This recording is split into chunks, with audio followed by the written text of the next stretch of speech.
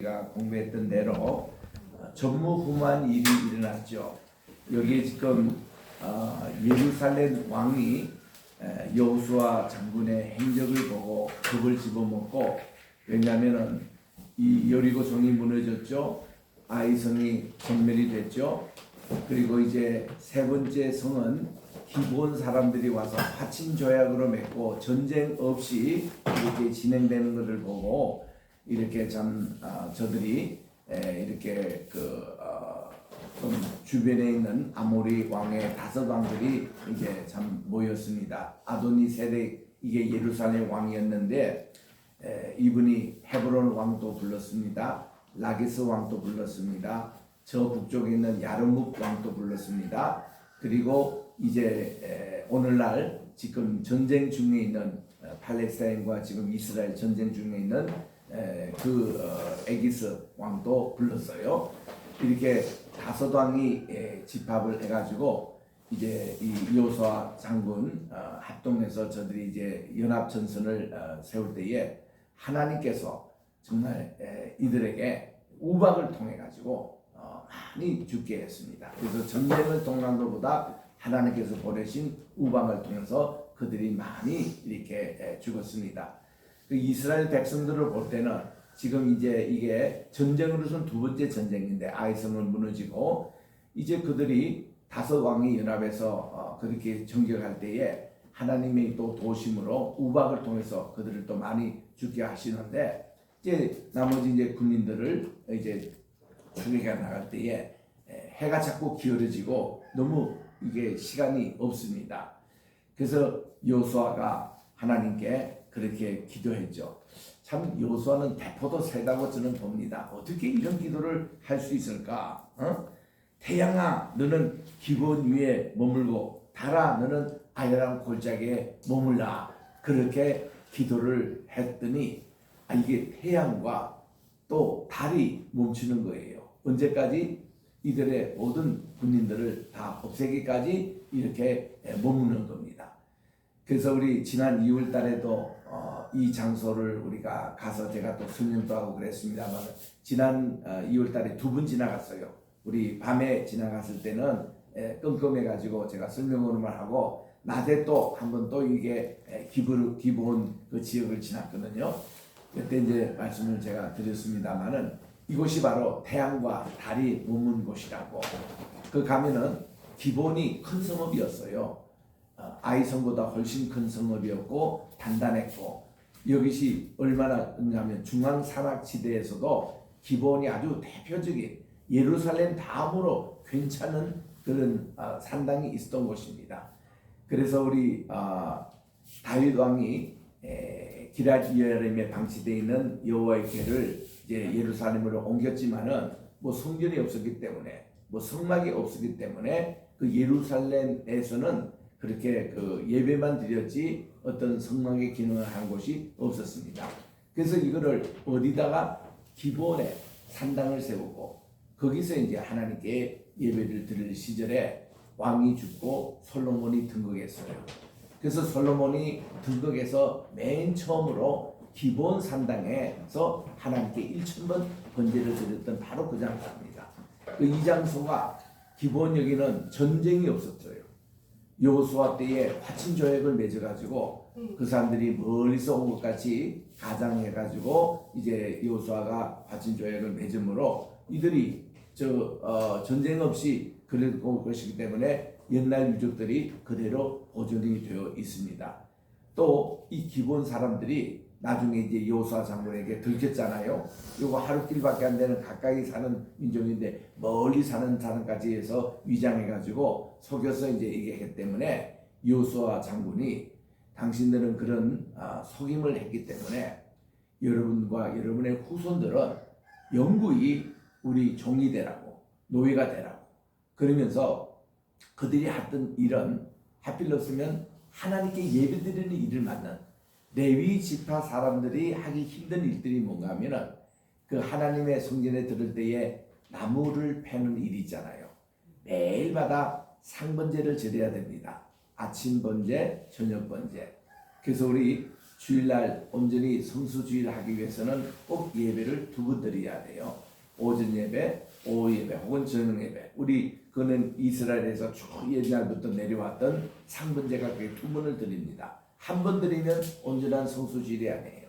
두 번 드려야 돼요. 그러니까 오전 예배, 오후 예배 드리든 새벽기도 또 이렇게 주일 예배를 드리든 하여튼 두 번을 우리 하나님께 예배 드리는 우리 성도님들이 그렇게 또 가르치셔야 됩니다. 그래서 이렇게 구약시대 때부터 신약시대도 그렇게 했거든요. 늘 이렇게 오전 오후 예배가 있었고 우리 개혁자들의 쭉 예배들 보면 다 두 번씩 주일날 드렸습니다. 이런 예배가 이렇게 계속 이렇게 됐는데 참 이렇게 이 기본 산당에 이런 예배가 계속 있어 왔습니다. 그래서 솔로몬의 일천번 번제도 그런 정신을 가지고 있었던 이만큼 기본이 참 중요한 곳입니다. 중요한 곳이고 그래서 이제 예루살렘 성전이 다 짓고 나서 그때 예배 장소가 예루살렘 성전에서 시작이 된 거죠. 그래서 이 다윗 시대도 마찬가지고 솔로몬 왕 시대도 이 성전이 짓기 전까지는 기본 산당이 그런 회막의 그 기능을 했습니다. 이렇게 참 중요했던 기본. 그분들이 전쟁을 경험하지 않고 이분들의 후손이 이렇게 상번제를 드리는 나무를 패는 것, 하나님께 예배용입니다. 예배용을 위한 나무를 패는 일과 성전에 물을 떠오는 일들을 기본 주민들이 지금까지 이렇게 해 왔다는 것입니다. 이런 참 기본에서 이제 주변에 있는 왕들이 아주 화가 나잖아요. 자기들끼리만 살려고 화친초할 먹기 위해서 이 기본을 혼내주려고 다섯 단이 연합해서 이제 왔다가 하나님께서 그냥 우박을 내리시고 또 이제 해와 달과 이게 머물러 가지고 그 나머지 그 군인들이 다 거기서 전패가 되는 하나님께서는요 이렇게 이스라엘 백성들이 이제 가나안 땅을 점령하는데 어디부터 이제 점령을 하느냐 뭐 남부냐 중부냐 북부냐 이런 계획도 요수아는 없었습니다. 요수아는 이 땅에 대한 점령은 하나님이 한마디 하신 거예요. 여호수아서 1장 7절 8절 9절 보니까 너는 두려워 말고 강하고 담대하라. 내가 너와 함께함이니라.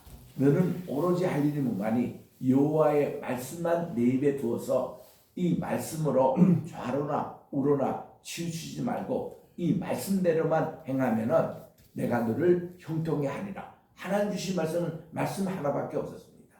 정치는 어떻게 하고 경제는 어떻게 하고 군사는 어떻게 하고 외교는 어떻게 하고 이런 하나 그게 없고 오로지 하나님의 말씀으로 하면 하나님이 알아서 해주신다는 요수아서는 이것만 가기 때문에 전쟁을 해도 요즘으로 말하면 지도를 펴놓고 우리가 어디부터 공격할까 남방 북방 또 이제 중부 지역 이런 계획도 없었어요.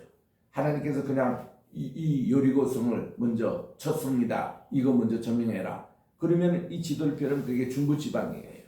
그리고는 같은 중부 지방에 16km 떨어진 아이성을 그다음 정복하게 하시는데 요수가 기도도 없이 그냥 갔다가 아간의 사건, 아골골짜기 사건 이후로 그다음부터 이 요수아도 하나님께 모든 걸 맡기지 자기가 먼저 여기 공격하고 저기 공격하고 이런 일이 없었습니다. 그러다 보니까 결론적으로 기본 사람은 바로 옆에서 와서 이제 화친조약을 맺고 그 다음 전쟁에 대해서 계획도 없었는데 갑자기 다섯 왕이 연합해가지고 다 이제 이 기본 사람을 이제 공격하라는 것을 하나님이 한꺼번에 이 다섯 개 지역을 다 점령하게끔 하신 것이 지금 오늘 본문의 말씀이거든요. 그러다 보니까 이들이 중부의 허리부터 찔러가지고 그 다음 남부 정복하고 북부에 있는 야르무까지 정복하고는 그 다음 가장 큰 성읍인 핫소를 11장에서 점령하는 내용이 나와요. 이래서 이스라엘 점령이 끝났습니다.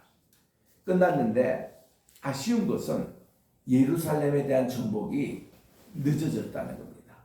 그게 보니까 이거 아도니세덱 이 예루살렘 왕 중심으로 이렇게 이제 왔는데 11장에 가보면은 그래서 예루살렘을 점령하니라 못했어요. 왜냐?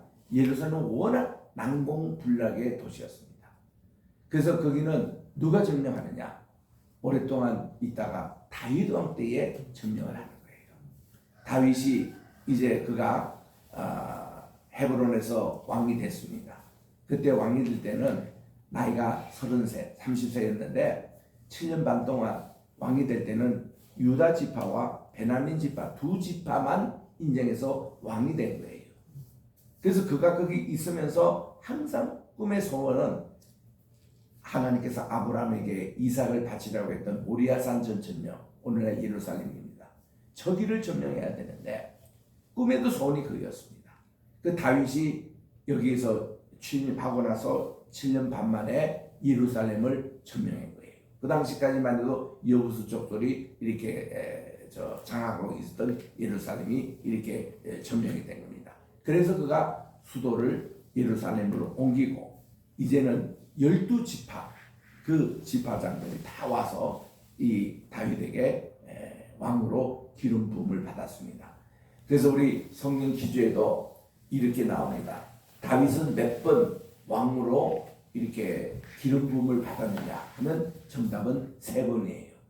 그가 16세, 17세 전후에 사무엘 선지자가 와서 그 2세의 말째 8째 아들에게 기름을 부었던 것이 첫 번이었고, 두 번째는 그가 헤브론에서 30살 때에 또 두 지파의 왕으로 기름 부음을 받았고, 세 번째는 그가 37살 때에 예루살렘에서 12지파 장로들이 다 모여가지고 그에게 통일 왕국의 기름을 부음으로 정식으로 사울왕 이어서 이제 이스라엘의 통일왕국 2대 왕으로 취임하게 된 것입니다. 그래서 그는 3번 이렇게 기름 부음을 받았거든요. 곧 이제 일어나기 훨씬 전인 이제 사사시대 전에 여호수아 때 지금 일어난 일을 우리들이 지금 보고 있습니다. 이때가 여호수아 이 전쟁 이 가나안 시대를 정복하는 때가 언젠가 하면은 BC 1400년 경이었습니다. 1450년경이 출애굽의 연도거든요. 40년 동안 광야 생활을 지나고 그들이 이제 1410년부터 여리고성을 점령하고 또 아이성을 점령하고 이때입니다. 1410년 때 그때 일어났던 일이에요. 그래서 여호수아 여기서 얼마나 정복하느냐, 정복한 그 전쟁의 그거는 그렇게 길지 않습니다. 그래서 여호수아서 11장까지가 가나안 땅의 정복이에요. 그리고 12장부터는 이 땅을 분배하기 시작합니다. 그래서 12장에서 분배의 계획을 세우고 그리고 13장부터 16장까지 땅을 이렇게 분배를 합니다. 그래서 이 가나안 정복이 한 얼마나 걸리냐면 한 20년 정도 걸렸어요. 그리고 여호수아가 20년 동안 이스라엘 백성의 최초의 사사 역할을 한 거죠.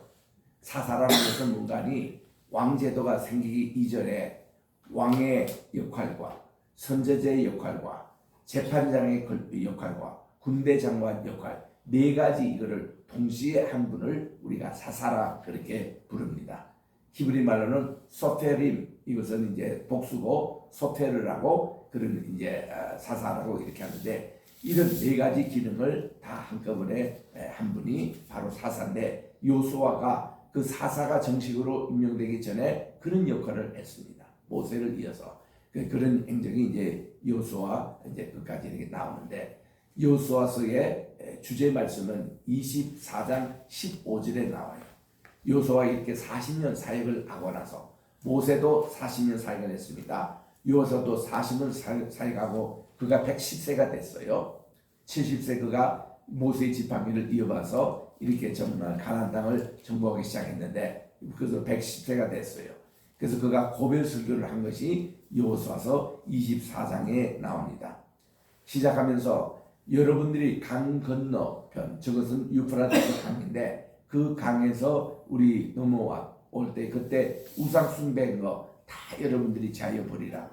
그리고 지금 이 땅을 우리가 차지했는데 하나님께서 가나안 땅에 오실 때 가장 우리에게는 이 모든 우상을 여기 섬기지 말고 이 토착민들하고도 아예, 왜냐하면 우상의 민족이기 때문에 절대로 피를 섞지 말고 여기에 수수혈통을 지키도록 하라고 이렇게 강조하면서 이런 얘기를 합니다.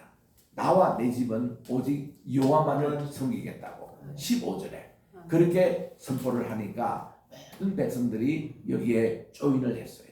그래가지고 다들 자기들도 하나님만 섬기겠다고 각서를 다 씁니다. 쓰고 나서 여기에 대해서 이 바위돌을 여기 있는 나무를 증거물로 채택해가지고 이것들이 여러분들의 이 약속을 다 지킨다고 대대후손 이걸 지키라 하고 끝나는 것이 여호수아였다는 것입니다. 그래서 이 여호수아서는요, 폰 라트라는 구약자는 제6경이라고까지 얘기합니다. 이 6경이라는 것은 뭔가니 우리 창세기부터 신명기까지 이 5권의 이 책은 하나님께서 땅을 주시고자 하는 그 약속이었다는 것이죠. 그 약속이 성취된 것이 바로 이제 여호수아서에서 성취가 되기 때문에 이거를 6경으로 읽어야 된다고 그렇게 얘기합니다. 약속이 성취된 것. 이만큼 이 여호수아서는 중요합니다. 하나님의 그 약속이 이루어지는 광경에 오늘 또 일부를 여기서 보는데 중앙과 남부 지방을 점령했던 어떻게 점령하게 됐다는 내용을 여기서 자세히 하고 있는 것입니다. 계속 읽습니다.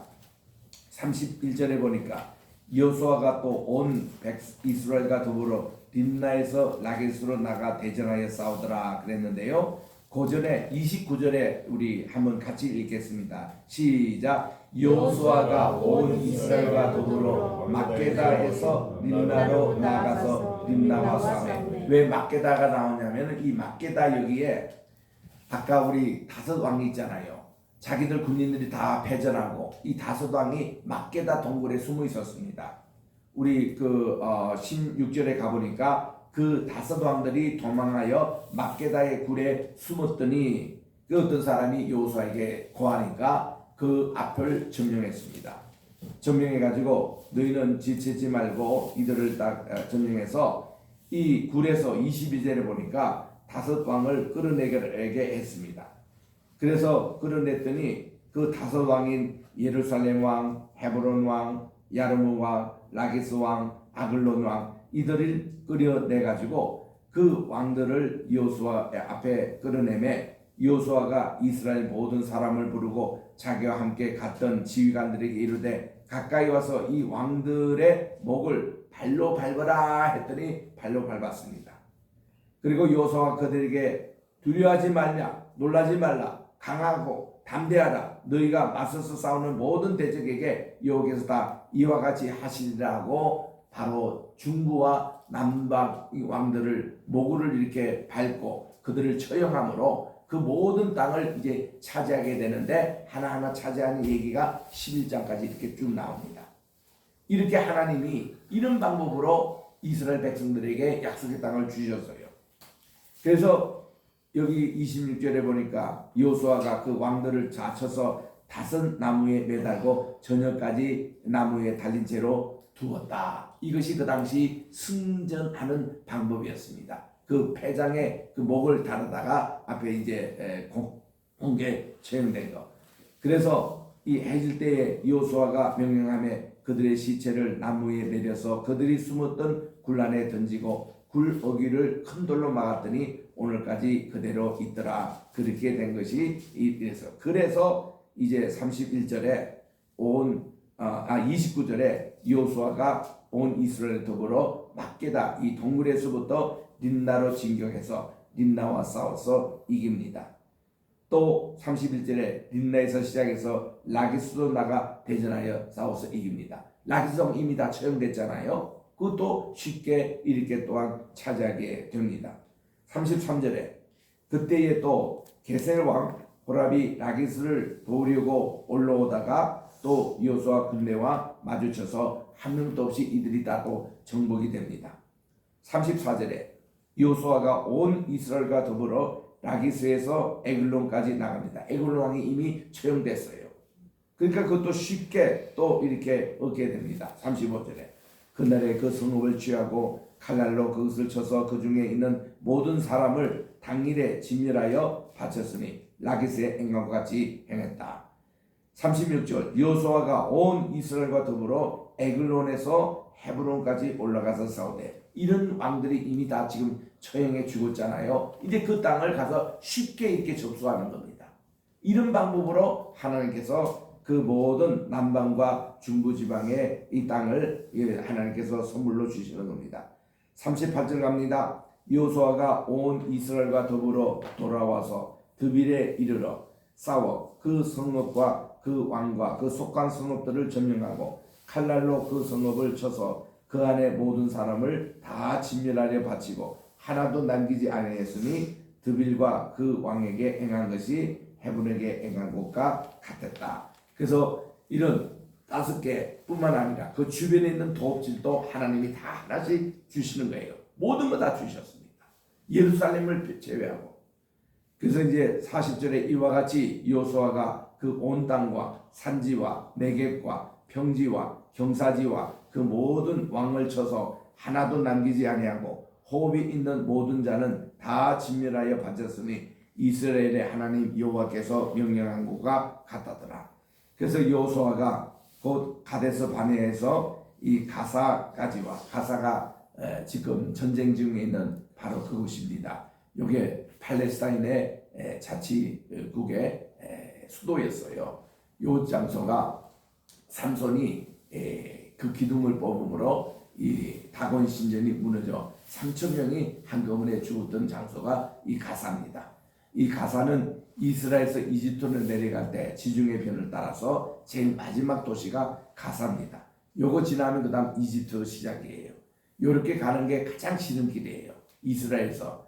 그런데 이스라엘 백성들이 60만 대군 출애굽할 때에 가사를 하나님이 가지 말라 했습니다. 거기 가면 또 전쟁이 날 거니까. 너희들이 전쟁 싸울 기회도 없고 총살이 하다가 왔기 때문에 그들이 이거를 피해서 가다가 보니까 홍해 바다를 건너서 이제 미디안으로 이렇게 오게 된 겁니다. 이 가사 때문에 그런 거예요.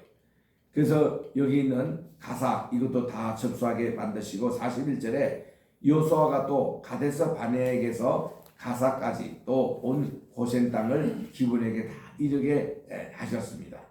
그래서 이제 그가 다시 길갈 진영으로 왔다는 것이 이게 10장의 보고입니다. 11장에 가서는요 북방 지역을 점령하게 되는데 북방 지역에서 제일 큰 도시가 하솔이었습니다. 따라합시다. 하솔. 이 하솔을 점령하는 것이 11장. 그래서 이스라엘 백성들이 전 이렇게 가나안 땅을 다 점령하는 것이 11장까지 내용이었습니다. 우리 내일 계속 살펴보도록 하겠습니다. 기도하겠습니다. 하나님 아버지 은혜와 사랑을 감사합니다. 게세마네 신학교 이것도 음성군에 있는 케노시스 영성원에 와서 이 생체식으로 이렇게 식사를 하고 또한 이것으로 건강 관리하는 귀한 내용들을 어저께 밤늦도록 또 듣게 됐습니다. 오늘 이렇게 계속되는 또 MT 귀한 모임에 시간마다 함께 해주시고 우리 모두에게 정말 은혜로운 시간이 되게 도와주시옵소서. 아멘. 하나님 오늘 또 우리나라에 한글날 주신 것 진심으로 감사합니다. 하나님께서 1446년 또 10월 9일 이렇게 세종대왕께서 한글 28자를 정리하여 반포함으로 후민정음 해례를 이렇게 풍부하고 우리에게 이렇게 좋은 글자를 주셨지만 이것이 한국 선교사님들이 오셔서 한국말로 이렇게 성경을 번역하기 전까지 우리 한글은 정말 엉문 취급, 단절 취급 정말 이렇게 많은 수문을 겪었습니다.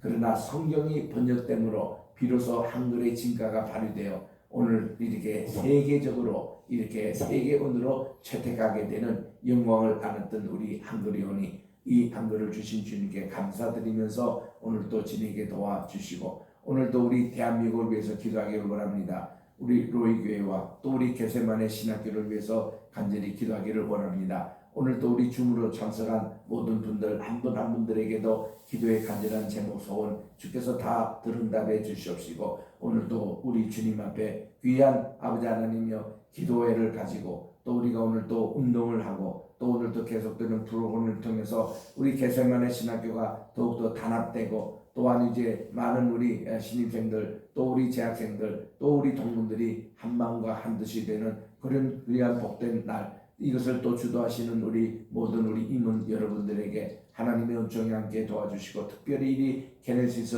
이렇게 원장님 강 원장님 오늘도 붙잡아 주시고 이 게네시스 이 영상을 통해서 많은 우리 한국계 지도자들 또 이렇게 건강이 회복되는 귀한 주님의 기관이 되게 도와주시옵기만을 예수님의 이름으로 간절히 기도드립니다. 아멘. 하늘에 계신 우리 아버지여, 이름이 거룩히 여김을 받으시오며 나라의 임하옵시오며 뜻이 하늘에서 이룬 것 같이 땅에서도 이루어지이다. 오늘날 우리에게 일용할 양식을 주옵시고 우리가 우리에게 죄 지은 자를 사하여 준 것 같이 우리의 죄를 사하여 주옵시고 우리를 시험에 들게 하지 마옵시며 다만 악에서 구하옵소서. 대개 나라와 권세와 영광이 아버지께 영원히 감사합니다. 아멘.